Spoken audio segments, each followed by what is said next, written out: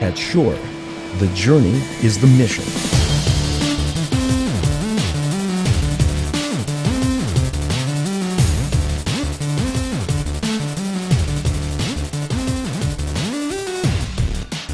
It's a methodical pursuit of excellence. For almost a century, this path has been paved with sound. As the war created new problems for you. Words. This society on this earth in this Music. This is the story of a company of people who passionately invent and build tools for audio professionals, artists, and sound enthusiasts all around the world. It's a story unlike any other. This is the story of Shure. The purpose of this recording is to provide an opportunity for you to learn about some of the basic principles of this company. Shure's history is really one of adaptability. If you think about the origins of Shure as a mail-order radio parts catalog company, way back in the beginning days of radio, and then quickly understanding that radio was dependent upon the broadcast networks that were emerging to produce programming. We started out in Chicago, in what was then a sort of a light manufacturing area on Huron Street. We're very lucky because of our products. Obviously, our products have been front and center in most of the world events that have shaped history over the past century. You're hard-pressed not to see our microphones when history's being made. We know very well that absolute perfection cannot be attained, but we will never stop striving for it. When SN started building microphones, he wanted to build a quality product. I think quality took on its own meaning in terms of ruggedness. I'm amazed still, I've been here 20 years, that we're still selling microphones, because I'm thinking, but they don't break, so why are we still selling? Once they get knocked a bit, you can't take a chance with going out in front of 10,000 people with a mic that might go on you. Our microphones have been through fires. Get shaken, get rattled. You see people running over microphones with their cars. Get exposed to really high humidity. They've been immersed in water. I threw it as hard as I could into the ground. And it came up with one side completely flat, but worked perfectly. You see a lot of this on YouTube, people trying to damage SM58s, and yet the product still works. Our SM58 is approaching 50 years. It's still the largest selling single microphone in the world. We're still selling a lot of these products in the market. And this is really truly a legend that a product can exist in the market for 45 years. The microphone, its prefix SM, actually stands for studio microphone. It was not by intention or design, but the microphone was kind of adopted by people who were doing major live sound events at the time. And that's the microphone then about which people said, this is the way it ought to look and feel and sound. The SM58 is a virtually indestructible world-class microphone, a workhorse. It's the standard by which every other microphone is judged. Its specifications are tailor-made for vocalists. Use it, abuse it, trust it. The SM58 works hard, sounds amazing, and never quits. Well, Shure products are tough enough to get the job done. And I think they've been tested through the most demanding environments. And that's something we take a lot of pride in. We make our product more reliable, durable, sustain, and also exceed the industry market requirement. We also have a very, very rigorous testing process that we put products through, involving many types of environments. All of our new products are required to pass all of these tests before they can launch to the marketplace. I think it's kind of interesting that goes back to the days when Shure was a wartime supplier to the military. So if you get out of the 30s and into the 40s and the war years, World War II, the company did a lot of microphones for communication, battlefield conditions, and there was simply no question, but if you were going to supply to the military, you had to meet military specifications. If you think about this, you have a microphone in a ship or on a plane, and it fails, it could cause people to lose their lives. When the war ended, he decided, let's just keep the standards and keep testing our products to those standards. There was no reason in Mr. Shure's mind where a product that was going to a consumer compared to a product going anywhere else in the world should have a lesser quality. So here we are, years later, with basically the same quality standards that we had in the World War II era. Our priority is to deliver the top quality and reliable product to our customers. Being productive and efficient is a domino effect for a good quality in your products. It's actually not that simple to copy Shure products. You can make something that kind of looks like a Shure product, and people attempt to do that every day, but it doesn't work like our products do. Sound engineer or an artist, they know that our mics won't let them down, so they can really concentrate on their performance and their job, and this makes their life much easier.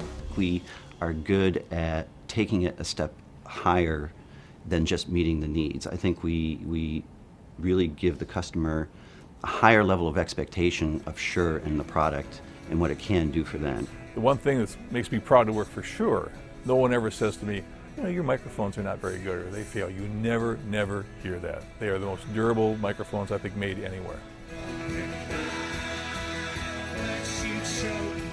Like the members of an orchestra, everyone must understand what is expected and should cooperate to reach the goals and accomplish the objectives. Nothing says icon like the Model 55 Unidyne microphone, an unmistakable classic. As the first unidirectional microphone, the 55 let the world hear speeches, radio dramas, and musical performances more clearly than ever before. Ask any Shure associate, what's the emotion you experience when seeing a Shure microphone on television, at an event, or anywhere in the public eye? The answer is both simple and resounding: pride. People on the teams get hugely invested. Like this week, I was in the Miami game and I sent back pictures from the actual referee wearing the body packs. And people immediately print these shots, these camera phone shots out, and you see them in front of their desk. And they take them home and show them to their families, like, this is what I worked on. Well, one thing I haven't seen change is the constant energy of the people that are committed to that feeling time and time again in every different discipline in the company. And doing it with pride and doing it with a sense of commitment, that you're committed to making the best products on the planet. Shure's dedication to the highest quality standards is a cornerstone of the brand. It's why people across the world associate the name Shure with words like confidence, reliability, and trust. That's what Shure is, who its people are, and that commitment is shared by every Shure associate. Sidney and Shure's values, created and defined in 1925, they have always driven us. One of our bigger competitors, Sennheiser, had a pretty major fire in one of their plants. Mr. Shure heard about this, called up Dr. Sennheiser, I would assume at the time, and he was saying that the one roadblock they had to getting their manufacturing going again was they couldn't find coil winding machines and they couldn't get them fast enough.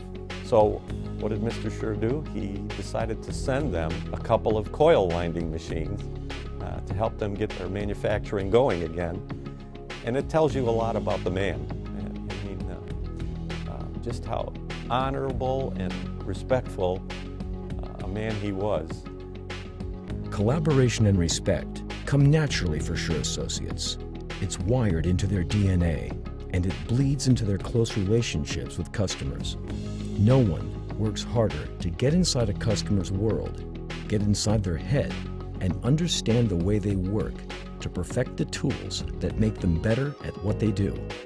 They know the customer because they are the customer.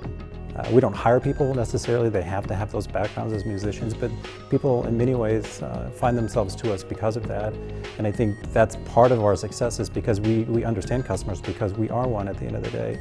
And I think that authenticity reflects itself in the way we do business. People here are really excited about sound.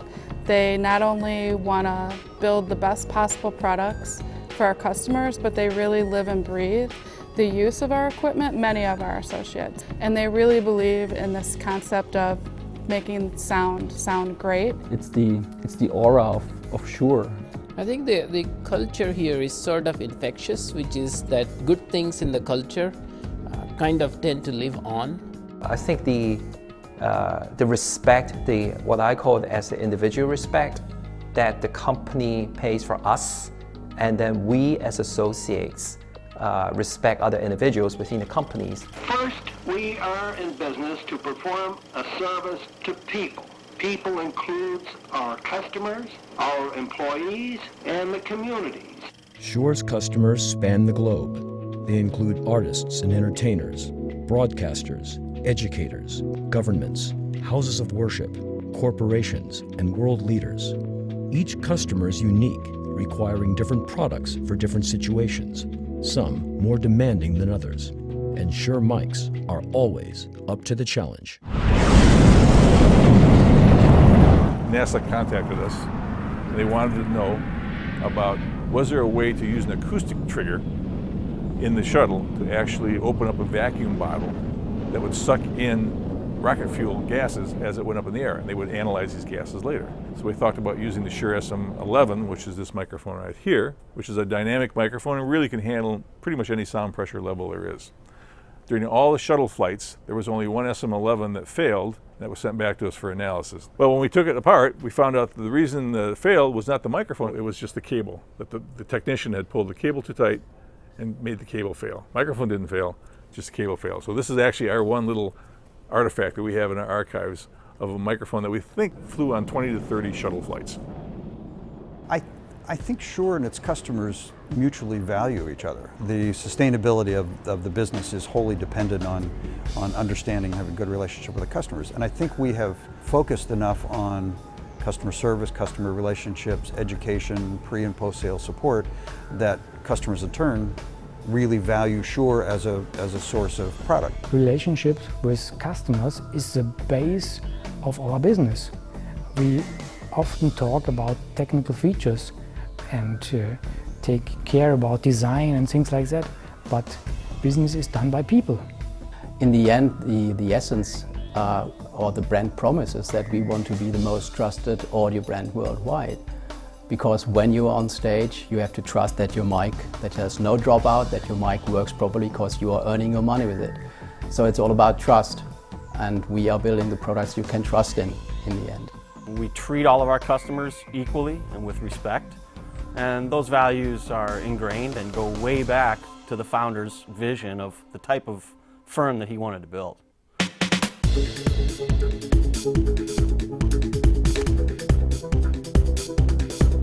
The thing I like about Shure is that the way they conduct their business reflects the way that a lot of people like to be treated. And I think Shure is number one in the microphone arena because they give the customers more of what they want and less of what they don't want. It's as simple as that. The service level they give in regarding everything from the supplier, that is really one of, I should say, our best supplier to do business with. Really, the relationship and the quality, of the service from the company is great. Number one. I would say what they're great at is providing the entire solution to the customer. They're honest people, understanding, and dependable. The caliber of the people and how they do things and what level they operate at, as well as service, support, commitment to the end user, there's no comparison. Well, when a customer calls or contacts Shure, what they can expect is getting someone that they know, someone that they're familiar with, someone that they can expect will make sure that their question, their problem will be resolved. When you buy a Shure product, you're not just getting the physical product that comes in the box. You're also buying into a relationship and the kind of support that we've become well known for offering. Each person can feel a sense of participation and pride by working together to produce the finest products of their kind. Every time Shure announces a new product, expectations are high. Shure is the brand we've come to know as the one who really gets it right. Time after time, this has been true because Shure associates are relentless about understanding the people who use these tools. And this understanding starts with one simple step. We bring in customers or potential customers who we know are going to be targeted end users for our products, and we put them into groups we call panels. So we get feedback about the problems that they're trying to solve. And I think they're open and honest with us about what isn't working currently about our products, what does work. We can build a better product because of that, and it's because they trust us and we trust them. I think of it like it as a really sophisticated marketing Rolodex of people that just have a relationship with the Shure brand. They're more than happy to take part of their time and give you ideas and feedback about how to make essentially their life easier. We talk to the customers based on what their needs are, but we also watch them. We watch them use the products and interface with different products that connect to our product. We're good at listening, but I think we're really good at observing. Customers think they use a product in a certain way that they really don't. So if I ask you, how do you drive? And you might say to me, I drive with my hands on 10 and 2. But then I go watch you drive, and then you're sitting back leaning, and you have your left hand on 12 o'clock. It's not how you drive at all. But you think in your mind that you drive with 10 and 2. So we get a lot of that customers think they use a product in a certain way that they really don't. And then when you observe them, you have to make the product on how they actually use it. Shure has lived through numerous paradigm shifts in the audio world. Perhaps none have been as technically complex as the shift to wireless. The wireless story has been an interesting one. The world is going wireless, but the audio industry was going wireless decades before. Now we find ourselves in an interesting situation. Every wireless channel requires a certain piece of spectrum to operate in, and unfortunately, at the same time that people want to use more wireless, the amount of spectrum available is starting to shrink, and in some cases very dramatically. Spectrum is like real estate. There's only so much of it. Certain parts of it are very valuable and desirable, certain parts of it aren't, and they're not making any more of it. Audio pros described their dream wireless system. Shure took that dream and made it a reality. With Axient, Shure shocked the industry. So this system gives you vast capabilities to basically reconfigure things in the middle.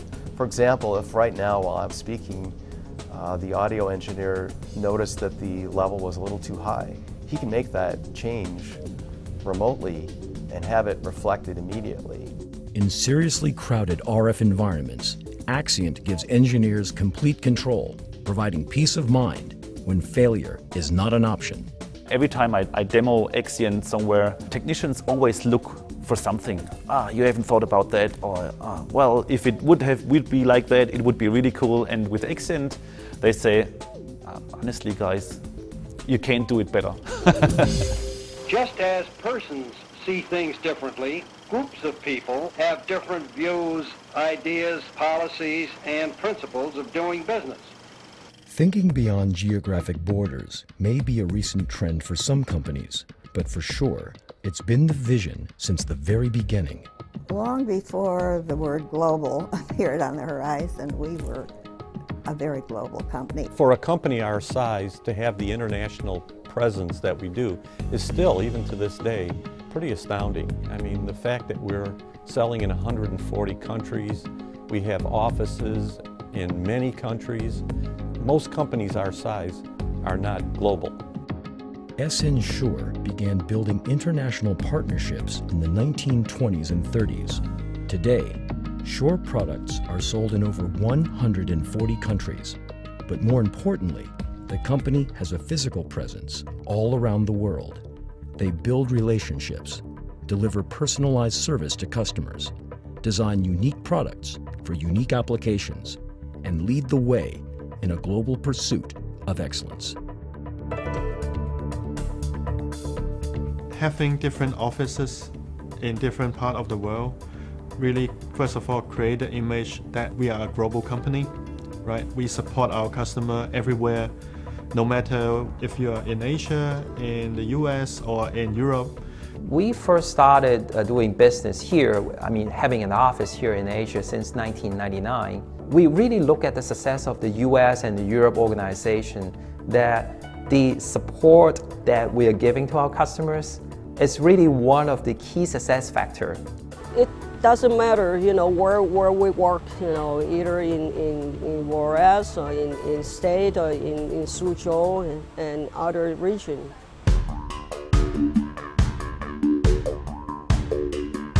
Having the facilities here in Europe and in Germany gives us a good opportunity to directly communicate to our customers. Being close to the customer, being close to the market actually, this is one of our core strategies of the EMEA business plan, and it's all about closeness, really. So we consider the German market as a home market, just like our headquarter in the US is doing it with the US. And it always was a lot of work to bring equipment there, to test products with them, to do seminars. And being closely in touch with those people that use our products is important to us, touch with them and to really have in-depth conversation about the usage of our products. We have committees here with our with the biggest countries in Europe, with whom we meet on a regular basis to learn, to understand at an early stage, to make sure that then when we bring a product to market, it absolutely meets the market requirements. And we give this knowledge to, even if it's a Chinese manufacturing plant or a Mexican manufacturing plant or American manufacturing plant, same standard, same quality. The customer feels like they're dealing with the local entity, and that's a huge advantage if you're a global company.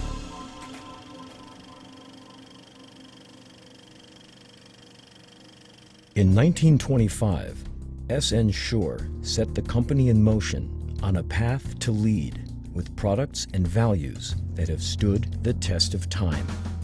And today, this community of passionate associates spanning the globe shares his values. The products they create continue to delight the people who use them. In the audio business, change is constant, but at Shure, some things will always remain the same. Passion for the products, respect for each other, pride in the brand. As SN Shure famously said, "We know very well that absolute perfection cannot be attained, but we will never stop striving for it."